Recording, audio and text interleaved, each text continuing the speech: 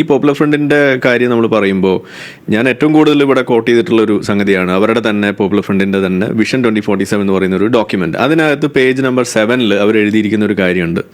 അതിൻ്റെ ഏറ്റവും അവസാനം അവരെഴുതി വെച്ചിരിക്കുന്ന ഒരു കാര്യമാണ്. അതിൻ്റെ ടൈറ്റിൽ കൊടുത്തിരിക്കുന്നത് തന്നെ ഇതാണ്, എക്സ്റ്റേണൽ ഹെൽപ്പ് എന്നാണ് അതിൻ്റെ title.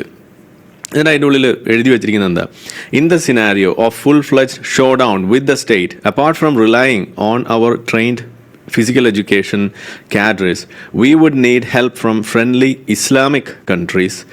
In the last few years, PFI has developed friendly relationship with Turkey, a flag bearer of Islam. Efforts are on to cultivate reliable friendship in some other Islamic countries. ഇത് കൃത്യമായിട്ട് എഴുതി വെച്ചിരിക്കുകയാണ്. അപ്പം ഞാൻ ചോദിക്കുന്നത്, ഇതിൽ ഇവർക്കൊരു സംശയമില്ല, ഇവർക്ക് അങ്ങനെ ഒരു ആശങ്കയോ ഇത് സംഘികളുടെ പടപ്പാണെന്നോ ഇതൊന്നും ഈ പറയുന്ന പോപ്പുലർ ഫ്രണ്ടുകാർക്കില്ലല്ലോ. അവർ വളരെ കൃത്യമായിട്ട് അതിനകത്ത് എഴുതി വെച്ചിരിക്കുന്ന കാര്യമാണ്, ഞങ്ങൾ ഉദ്ദേശിക്കുന്നത് ഇതാണ് നമ്മൾ ചെയ്യേണ്ടത് എന്ന് വളരെ കൃത്യമായ ഇൻസ്ട്രക്ഷൻ അവരുടെ അണികൾക്ക് കൊടുക്കുകയും അത് നടപ്പിലാക്കുകയും ചെയ്യുന്നു. അപ്പോൾ നമ്മളിപ്പോൾ ഇത് പറയുമ്പോൾ ആളുകൾക്ക് ധാരണ വരിക, ഇത് നമ്മൾ തട്ടിക്കൂട്ടി ഉണ്ടാക്കി ഇവരുടെ പേരിൽ ആരോപിക്കുന്ന ഒരു സംഗതിയാണ് എന്നുള്ളൊരു ധ്വനി ഉണ്ടാക്കി വെച്ചുകൊണ്ട് ഇതേതോ ഫ്രിഞ്ച് എലമെന്റ്സ് ഉണ്ടാക്കിയ സാധനമാണെന്ന് പറഞ്ഞിട്ട് ഇതിനെ അങ്ങ് സൈഡ് ലൈൻ ചെയ്യുക എന്നുള്ളതാണ് ഇതിൻ്റെ അടുത്തൊരു വഴി എന്ന് പറയുന്നത്. അതുകൂടെ നടക്കില്ല.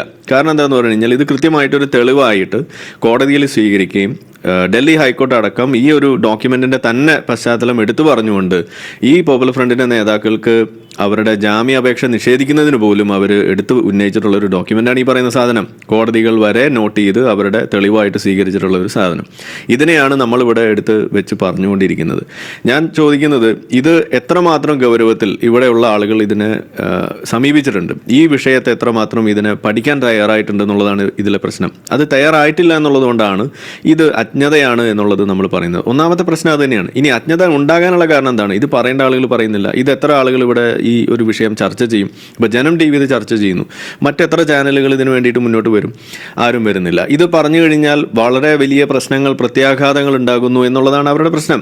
അത് വോട്ട് ബാങ്ക് നഷ്ടപ്പെടുന്നതായാലും അതല്ലെങ്കിൽ പരസ്യ വരുമാനത്തെ ബാധിക്കുന്നതായാലും അങ്ങനെ പല പല രീതിയിൽ അത് അവർക്ക് വലിയ പ്രശ്നം ഉണ്ടാവുന്നു എന്നതിൻ്റെ പേരിൽ ഇവരിതിനെക്കുറിച്ച് മിണ്ടില്ല. അപ്പം ഞാൻ ചോദിക്കുന്നു, ഇത് ആരാണ് പിന്നെ ഇതിനെക്കുറിച്ച് സംസാരിക്കുക? ഇതിനെക്കുറിച്ച് പറയുന്ന ആളുകൾ മുഴുവൻ സംഖ്യയും പറയാത്ത ആളുകൾ മുഴുവൻ ഇതിൻ്റെ ഇരകളുമായിട്ട് മാറുന്ന അവസ്ഥയിലേക്ക് വരുമ്പോൾ പിന്നെ ആര് ഇതിനെക്കുറിച്ച് പറയും?